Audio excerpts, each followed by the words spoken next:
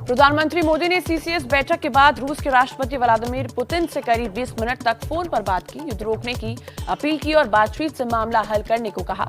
भारतीय छात्रों को सुरक्षित निकालने पर भी बात की। रूस यूक्रेन युद्ध पर भारतीय विदेश मंत्रालय ने कहा, यूक्रेन में फंसे भारतीयों की सुरक्षा प्राथमिकता, पोलैंड हंगरी के रास्ते वापसी की कोशिश जारी। यूक्रेन पर हमले के बाद अमेरिका का रूस पर कड़े प्रतिबंधों का ऐलान। राष्ट्रपति बाइडेन बोले, रूस के 4 बैंकों और कई कंपनियों पर बैन लगाएंगे, इससे रूस पर बड़ा असर पड़ेगा, लेकिन यूक्रेन में सेना नहीं भेजेंगे। अमेरिका के राष्ट्रपति बाइडेन बोले, नाटो सम्मेलन में युद्ध को लेकर चर्चा करेंगे, पुतिन से बात करने का कोई प्लान नहीं, दुनिया के ज्यादातर देश रूस के खिलाफ है।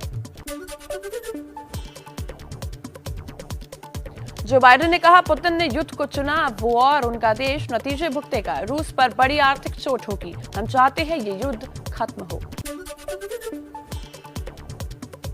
अमेरिकी राष्ट्रपति ने कहा, पुतिन ने यूक्रेन के साथ अन्याय किया, पुतिन पहले की तरह यूएसएसआर बनाना चाहते हैं, उनका ये सपना कभी पूरा नहीं होगा। अमेरिका ने रूस पर कड़ी पाबंदियों के ऐलान के बाद एक और बड़ा कदम उठाया, रूसी दूतावास के दूसरे नंबर के सबसे बड़े राजनयिक को बर्खास्त किया।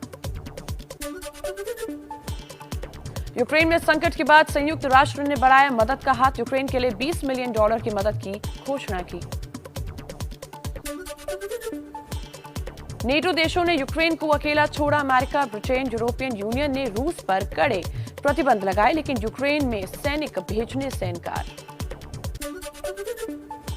यूक्रेन पर रूस के हमले को लेकर जर्मनी के चांसलर ओलाफ शोल्फ ने कहा, रूस यूक्रेन को नक्शे से मिटाना चाहता है, लेकिन पुतिन यूक्रेन को जीत नहीं पाएंगे। कुछ और अहम खबरें देख लेते हैं फटाफट अंदाज में ही।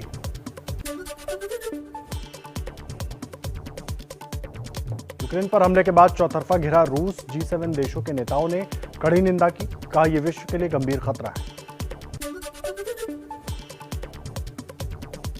यूक्रेन पर हमले के खिलाफ रूस में जन विद्रोह, राजधानी मॉस्को समेत 53 शहरों में सड़कों पर उतरे लोग, 1700 से ज्यादा हिरासत में लिए गए।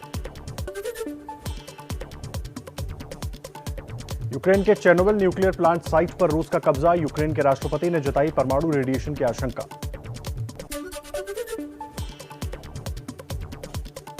यूक्रेन ने रूस के 5 लड़ाकू विमान, 6 हेलीकॉप्टर, 30 टैंक और 130 सैन्य वाहनों को तबाह करने का दावा किया, कहा हमले में 100 से ज्यादा रूसी सैनिकों की मौत हुई।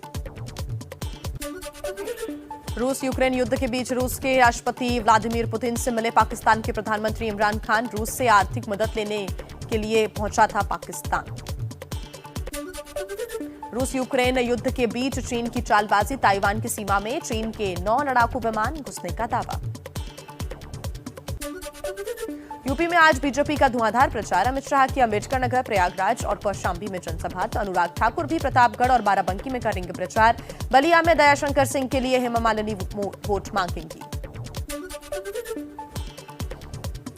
उत्तर प्रदेश के सीएम योगी आदित्यनाथ का ताबड़तोड़ प्रचार, सुल्तानपुर, चित्रकूट और प्रयागराज में भरेंगे हुंकार, तो यूपी बीजेपी के अध्यक्ष स्वतंत्र देव सिंह भी कौशाम्बी में प्रबुद्ध वर्ग सम्मेलन को करेंगे संबोधित। निषाद पार्टी के अध्यक्ष संजय निषाद की आज प्रतापगढ़ में जनसभा, पट्टी से बीजेपी प्रत्याशी और मौजूदा कैबिनेट मंत्री के लिए मांगेंगे वोट। समाजवादी पार्टी के अध्यक्ष अखिलेश यादव का अयोध्या में करीब 8 किलोमीटर लंबा रोड शो, तो बहराइच में पार्टी उम्मीदवारों के लिए करेंगे जनसभा। कौशाम्बी में एसपी की पूर्व सांसद और अखिलेश की पत्नी डिंपल यादव के साथ जया बच्चन की रैली, सिराथू में पार्टी उम्मीदवारों के पक्ष में करेंगी प्रचार। चुनाव के ऐलान के बाद कांग्रेस नेता राहुल गांधी का पहला यूपी दौरा, अमेठी और प्रयागराज में पार्टी के लिए करेंगे प्रचार, तो अमेठी और प्रतापगढ़ में प्रियंका गांधी का चुनावी अभियान। यूपी में कांग्रेस के प्रचार में जुटे उत्तराखंड के पूर्व सीएम हरीश रावत वाराणसी में आज दोपहर 12 बजे मीडिया से होंगे मुखातिब। यूपी में आज पार्टी के लिए प्रचार करने उतरेंगे पंजाब में आम आदमी पार्टी के सीएम उम्मीदवार भगवंत मान, वाराणसी में रोड शो और नुक्कड़ सभा करेंगे। यूपी के अमेठी में पीएम मोदी की रैली, हाथ में गदा लेकर विपक्ष पर गरजे पीएम मोदी।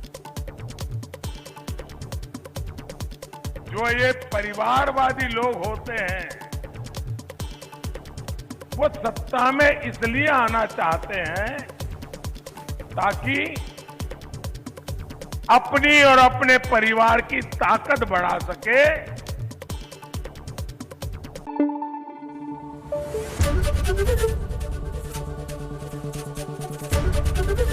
एबीपी न्यूज आपको रखे आगे।